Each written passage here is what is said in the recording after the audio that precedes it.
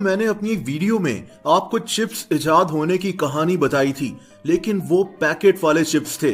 कैसे एक शेफ ने इंतकाम लेने के लिए गुस्से में ये चिप्स इजाद किए। इस वीडियो में मैं आपको फिंगर चिप्स इजाद होने की कहानी बताऊंगा, जिनको हम फ्रेंच फ्राइज भी कहते हैं। इसके अलावा भी मैं आपको कुछ और मशहूर खाने की चीजों की तारीख बताऊंगा। ये वीडियो काफी इंटरेस्टिंग होने वाली है।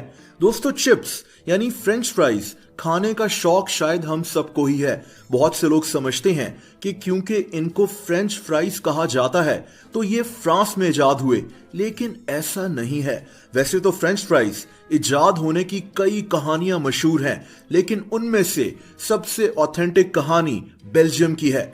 बेल्जियम यूरोप में मौजूद एक मुल्क है। इस मुल्क में एक दरिया बहता है जिसका नाम रिवर म्यूज है। इसी दरिया के साथ एक वैली थी जिसका नाम म्यूज वैली था। कहानी के मुताबिक 17वीं सेंचुरी में यहाँ के लोग इस दरिया से मछली पकड़ते थे और इसको फ्राई कर कर खाते थे। इन लोगों के खाने का सबसे बड़ा सोर्स यही मछलियां थीं। लेकिन एक दफा यहाँ शदीद सर्दी पड़ गई, इतनी सर्दी कि रिवर म्यूज जम गया। इस दरिया के जमने की वजह से इन लोगों के लिए मछली पकड़ना मुश्किल हो गया। इनके जहन में एक आइडिया आया। इन्होंने सोचा कि क्यों ना मजबूरी में मछली के बजाय आलूओं को फ्राई कर कर खाया जाए। इन्होंने आलूओं को फ्राई किया और इसी तरह फ्रेंच फ्राइज इजाद हो गए। लेकिन इनके नाम में फ्रेंच क्यों आता है? उसकी वजह यह बताई जाती है कि इस इलाके में फ्रेंच जबान बोली जाती थी, इसीलिए इनको फ्रेंच फ्राइज कहा गया। दोस्तों, दूसरी तरफ फ्रांस के लोग ये क्लेम करते हैं कि फ्रेंच फ्राइज फ्रांस में ही इजाद हुए थे। इनके मुताबिक 300 साल पहले फ्रांस में सड़कों पर फ्रेंच फ्राइज बिकते थे, लेकिन बेल्जियम वाली कहानी पर लोग ज्यादा यकीन रखते हैं। दोस्तों, फिंगर चिप्स की इस कहानी से चलते हैं चिकन विंग्स की तरफ। चिकन विंग्स की इजाद एक गलती की वजह से हुई थी। 1964 में अमेरिका के शहर न्यूयॉर्क में एक रेस्टोरेंट होता था जिसका नाम एंकर बार था। इस रेस्टोरेंट की मालकन का नाम टेरेसा था। दोस्तों, उस दौर में चिकन विंग्स चिकन के सबसे सस्ते पार्ट्स होते थे। इनको बहुत कम पैसों में बेचा जाता था और लोग इनको सूप में डालते थे। अब एक दफा इस औरत ने गलती से अपने रेस्टोरेंट के लिए चिकन विंग्स ऑर्डर कर दिए। जब चिकन विंग्स का एक बहुत बड़ा डब्बा इसके रेस्टोरेंट पहुंचा तो इसको अपनी गलती का एहसास हुआ।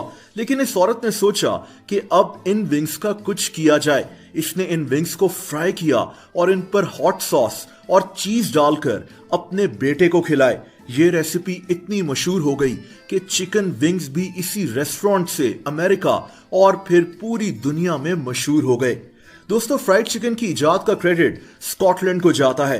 कहते हैं कि फ्राइड चिकन सबसे पहले 1747 में बनाया गया था। इसको इजाद किसने किया ये तो कोई नहीं जानता, लेकिन 1747 में स्कॉटलैंड की एक कुक बुक में फ्राइड चिकन की रेसिपी शाया की गई थी। कहानी के मुताबिक स्कॉटलैंड में उस वक्त कई अफ्रीकन अमेरिकन यानी सियाह फार्म लोगों के घरों में काम करते थे और इन्हीं के जरिए फ्राइड चिकन की रेसिपी स्कॉटलैंड से पूरी दुनिया में फैल गई।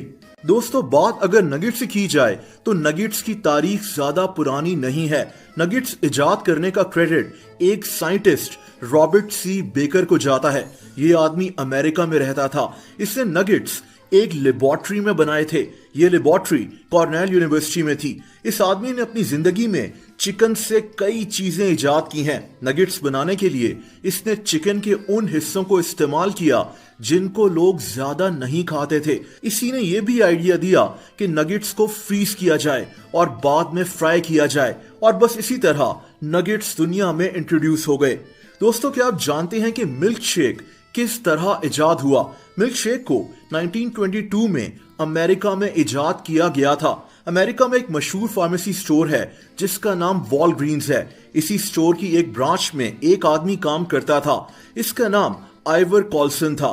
कहते हैं कि इसी ने आइसक्रीम को दूध में मिलाया कि देखा जाए कि क्या चीज बनेगी। इसको इसका टेस्ट बहुत पसंद आया और इसने इसकी रेसिपी दूसरे लोगों से शेयर की और इस तरह मिल्क शेक इजाद हुआ था। दोस्तों, आइसक्रीम का जिक्र आया तो अब आइसक्रीम के इजाद होने की बात करते हैं। आइसक्रीम की तारीख बहुत पुरानी बताई जाती है। कहते हैं कि आइसक्रीम कदीम चीन यानी चाइना में इजाद हुई थी। चाइना का एक बादशाह था जिसका नाम किंग टैंग था। ये आदमी दूध और आटे वगैरह को पहाड़ों में बर्फ के नीचे दबा दिया करता था और इस तरह आइसक्रीम बन जाती थी। रोम के बादशाह तो अपने गुलामों को पहाड़ों पर भेजते थे ताकि वो वहां से ताजा बर्फ नीचे लेकर आएं और इसी बर्फ से ये लोग आइसक्रीम बनाते थे।